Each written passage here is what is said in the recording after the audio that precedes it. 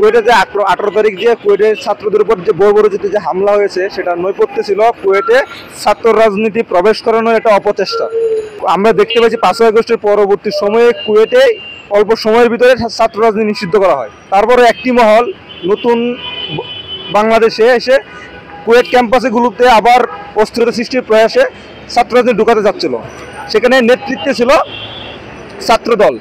তারা voice of KUET নামে বেশ কিছুদিন ধরেই কুয়েট ক্যাম্পাসে অরাজক পরিবেশ সৃষ্টি করা তাই তারা করে আসছিল। কিন্তু যখন সাধারণ শিক্ষার্থীরা এটা বুঝতে পেরেছিল যে একটা পক্ষ কুয়েট ক্যাম্পাসে রাজনীতি প্রবেশ করানোর প্রচেষ্টা চালাচ্ছে, তখনই তারা এটার বিরুদ্ধে প্রতিবাদ জানায়।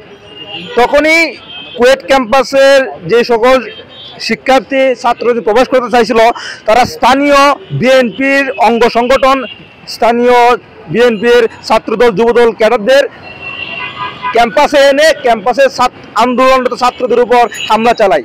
সেখানে তারা অস্ত্রের ঝনঝনানি আমরা দেখতে পাই। আমার ক্যাম্পাসে রামদানিয়া ওরা প্রবেশ করে, আমার ছোট ভাইদেরকে কোপাইছে আমার ক্যাম্পাসে। এখানে 150 জনের মতো আহত হয়েছে আমার ক্যাম্পাসে। 150 জন কুয়েটে নিয়ে তাজা রুক্তের উপর দাঁড়িয়ে আমার ছোট ভাইরা এখন 6 দফা দাবিতে আন্দোলন করতেছে।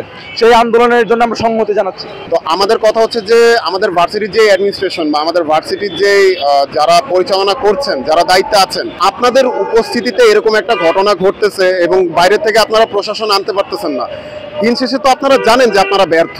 আজকে 72 ঘন্টা হয়ে গেছে, এখন পর্যন্ত এটার তেমন কোনো সমাধান আসেনি এবং আমাদের ভিসি স্যার এখন পর্যন্ত উনি কোনো ধরনের ব্যর্থতার দায় যে স্বীকার করে নেওয়া এবং ওনারা যে পারেনি এবং আমাদের যে প্রায় 100+ ছেলে পেলে মাথা ফাটছে, হাড্ডি ভাঙছে, হাত পা আহত হয়েছে, নানাভাবে জখম হচ্ছে, তাদের পরীক্ষা চলতেছে, তারা ওইখানে পড়াশোনা করতে গেছে নাকি তারা এগুলো করতে গেছে, তো তারা তো বাসার থেকেও এখানে অনেক দূরে। তো আলটিমেটলি ভার্সিটির অ্যাডমিনিস্ট্রেশন যদি তাদের এই সেফটির মানে এনশিওর না করতে পারে, এনশিওর না করতে পারাটা যে তাদের একটা ব্যর্থতা এইটাও স্বীকার করতে পারে না পারে, তাহলে অ্যাকচুয়ালি ওইখানে দায়িত্বে আছে কারা?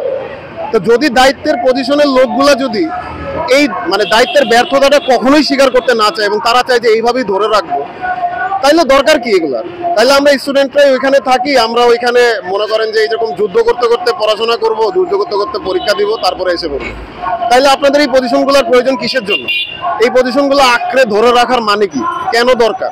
অধ্যাদেশ 2003 অনুযায়ী যেভাবে করে রাজনীতি নিষিদ্ধ আছে তার সঠিক বাস্তবায়নের সাথে একাত্মতা প্রকাশ করে আমরা আজকে এখানে একত্রিত হয়েছি।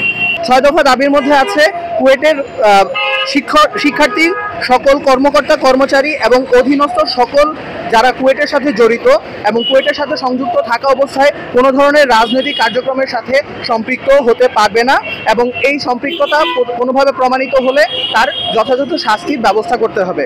দ্বিতীয় যে দাবিটি আছে সেটি হচ্ছে কুয়েটের শিক্ষার্থীদের উপরে পরিকল্পিতভাবে হামলার ঘটনায় শিক্ষার্থী এবং এ থেকে প্রশ্রয়দাতা শিক্ষক, কর্মকর্তা কর্মচারীর বিরুদ্ধে কুয়েটের যে প্রশাসনের হত্যা চেষ্টা এবং নাশকতার মামলা করতে হবে এবং জড়িত সকলকে বহিষ্কার এবং তাদের ছাত্রত্ব বাতিল করতে হবে। কুয়েট ক্যাম্পাসে এখন পর্যন্ত আগামী 28/2/2025 তারিখ পর্যন্ত কুয়েট শিক্ষার্থীদের নিরাপত্তা প্রদানের লক্ষ্যে কুয়েট ক্যাম্পাসের বাহিরে পর্যাপ্ত সংখ্যক সামরিক বাহিনীর সদস্যের সহায়তায় নিরাপত্তা নিশ্চিত করতে হবে। আজকের ঘটনায় গত 18 তারিখের ঘটনায় আহত সকলের চিকিৎসা সংক্রান্ত সকল ব্যয়ভার কুয়েট প্রশাসন থেকে বহন করতে হবে। এই সকল দাবি পূরণ করে আমাদের এই পুরো ঘটনাটির ব্যর্থতার দায় স্বীকার করে নিঃশর্ত ক্ষমা প্রার্থনার মাধ্যমে কুয়েটের যে সকল কর্মকর্তা এর সাথে জড়িত ছিলেন তাদেরকে পদত্যাগ করতে হবে।